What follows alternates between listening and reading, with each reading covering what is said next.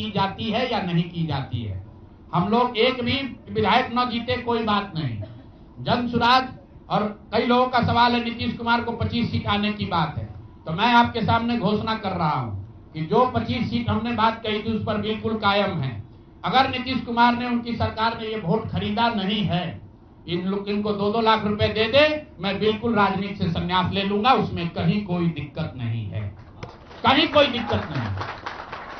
बिहार के 1.5 करोड़ लोगों को 2-2 लाख रुपया नीतीश कुमार दिलवा दे, मैं मान लूंगा कि हमारे आकलन में गलती थी, हमारी गलती थी।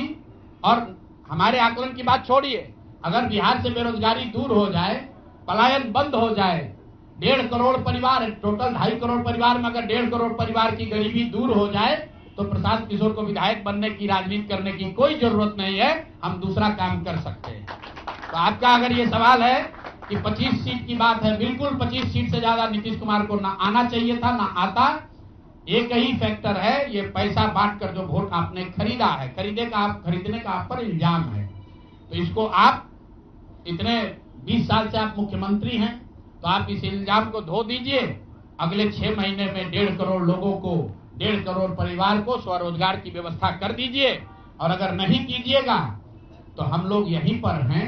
मैं आपके सामने एक नंबर जारी कर रहा हूं, मेरा अपना व्यक्तिगत ऑफिस का 91-216, 91-216। जितने लोग हैं जिनको भी 10,000 रुपया का बयाना नीतीश कुमार सरकार ने, अधिकारियों ने, जीविका की दीदियों के माध्यम से दिया है, इस आश्वासन के साथ कि अगर आप नीतीश कुमार को, एनडीए को वोट देंगे तो आपको 2 लाख रुपया 6 महीना में मिलेगा। तो मेरे भाई, अब समय चालू हो गया, आप आ गए हैं सत्ता में और हम लोग आराम से बैठे हुए हैं बिहार में। हर वो महिला, हर वो परिवार जिसको 2 लाख रुपया नहीं मिलता है, आप प्रशांत किशोर से संपर्क कीजिए, आप जन सुराज से संपर्क कीजिए। अब सलाह का समय खत्म हुआ, अब संघर्ष का समय शुरू होगा। हमने 3.5 साल लोगों को सलाह दिया है, हमने 3.5 साल लोगों को जाकर घर घर हाथ जोड़ा है, कभी वोट नहीं मांगा। लोगों को यही कहा कि अपने बच्चों के लिए वोट दो, अच्छे लोगों को जिताओ। लोगों ने अपने हिसाब से अच्छे लोगों को जिताया है।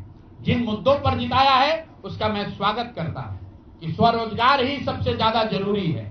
उसका वादा एनडीए की सरकार ने किया है, नीतीश कुमार ने किया है, और 10-10 हजार रुपया बानगी के तौर पर, एडवांस के तौर पर उन महिलाओं को दिया है।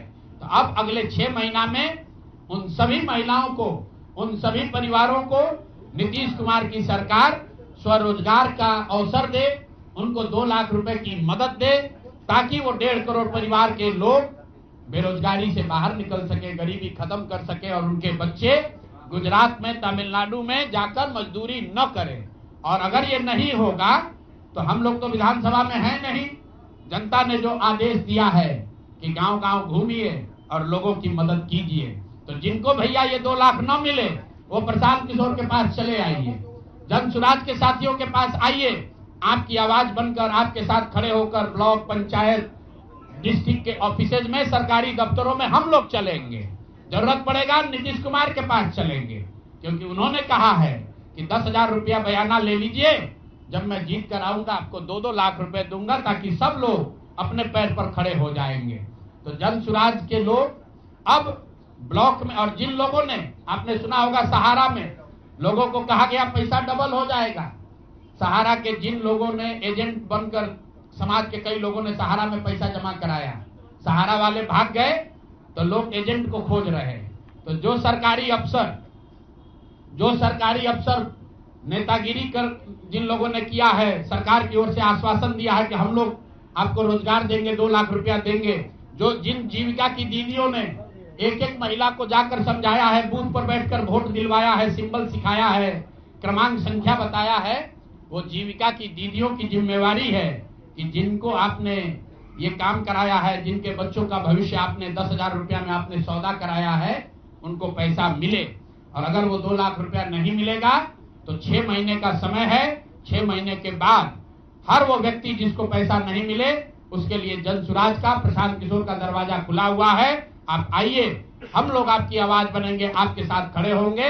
हम लोग विधायक सांसद नहीं है, लेकिन समाज में हमारी ताकत, जो आवाज है, आपके आशीर्वाद से वो आवाज आपके साथ जोड़ेंगे और हर हालत में आपको ये 2 लाख रुपया मिले, इसकी लड़ाई को जारी रखेंगे।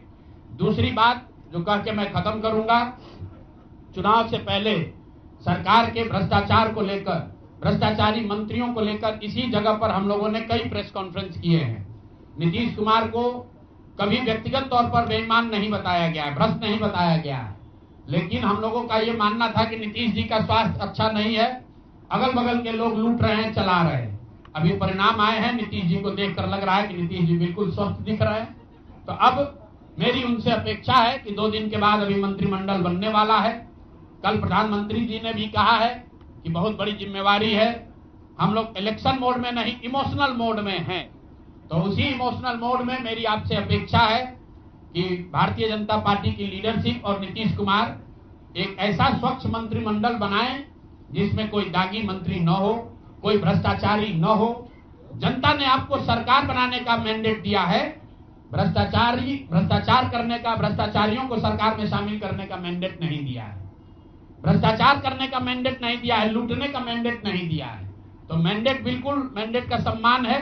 जनता लोकतंत्र है, जनता मालिक है, जनता ने जिनको सत्ता में बैठाया है वो सत्ता में बैठे, लेकिन सत्ता में बैठकर लूटने का मैंडेट जनता ने नहीं दिया है। तो मेरी अपेक्षा है कि नीतीश जी, माननीय प्रधानमंत्री मोदी जी, अमित शाह जी, जिन्होंने बिहार की जनता को ये बताया है कि हम आपका विकास करेंगे, आपके बच्चे अब गुजरात नहीं जाएंगे मजदूरी करने, तो भाई अब आपकी जिम्मेवारी है ऐसा मंत्रिमंडल बनाइए ताकि बिहार के लोगों का पलायन बंद हो, यहाँ से बेरोजगारी खत्म हो, और जो पिछले 5 साल से लोग भ्रष्टाचार से जूझ रहे हैं वो आगे भ्रष्टाचार न हो। मेरी बात